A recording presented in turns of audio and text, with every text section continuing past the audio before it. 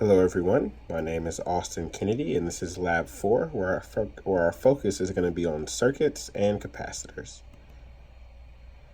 Here's the introduction. So our learning goal in this lab is to understand the behavior of DC and RC circuits.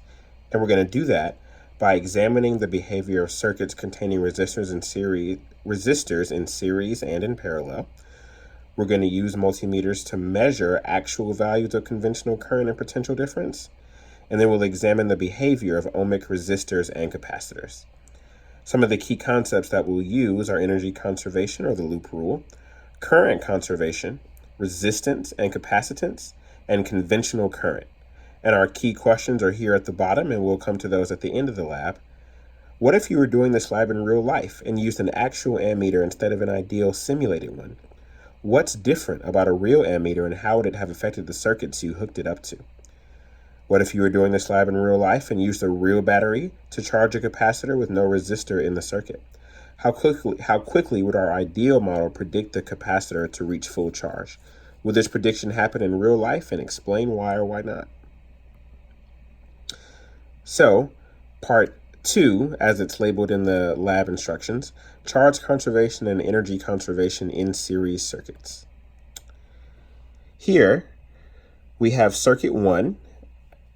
As the design, as you can see here, is a simple simulated circuit. We've got two batteries, each of 1.5 volts, 2 ammeters and 2 resistors, 147 ohms on the top and 100 ohms on the bottom.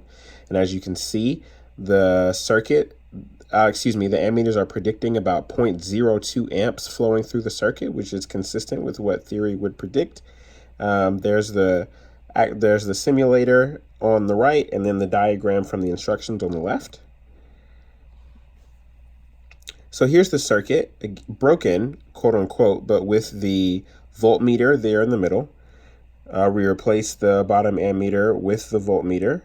The ammeter is reading 0 amps because there's no current flowing through the circuit. The voltmeter is reading -3 volts. It doesn't conduct current, it just measures potential difference across elements. That -3 volts is the combined voltage of the source, that being the batteries.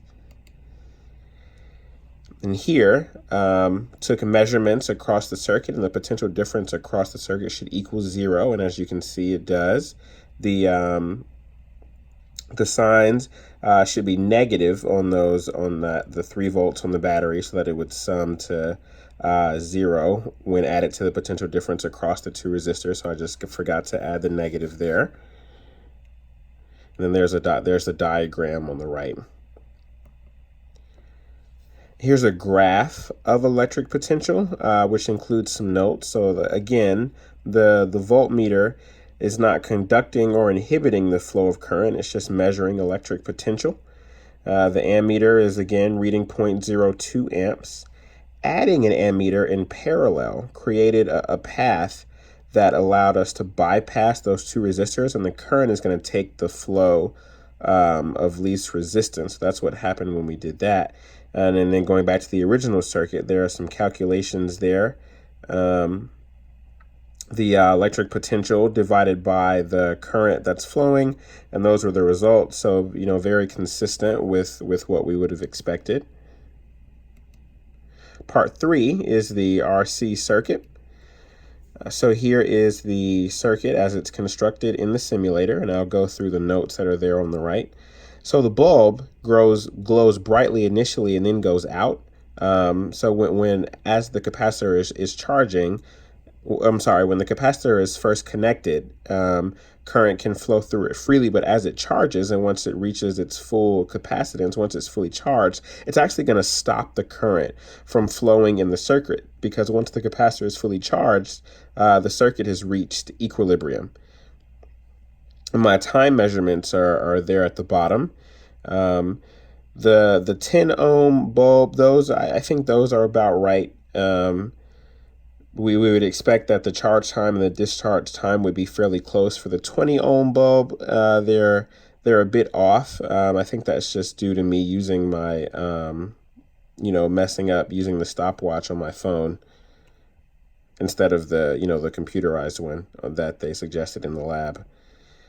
This is the time dependence time-dependent voltage graph. So on the y-axis is the natural log of V over V naught, and then on the x-axis is time. And this is the appropriate shape of that graph. It's sloping downward with a negative slope, and the value that we would expect from theory is going to be about 6. And then in the lab, mine was actually a little higher. It was 6.27, but that's because we're operating under not ideal circumstances. And here's our conclusion. So running through these quickly, a real ammeter rather than a simulated one can carry both resistance and electric potential, of course. Those cannot be eliminated, and so we would have measured lower values using a real ammeter. And our ideal model would predict that the capacitor charged faster than it actually would because the circuit elements are going to carry a bit of resistance. Thank you.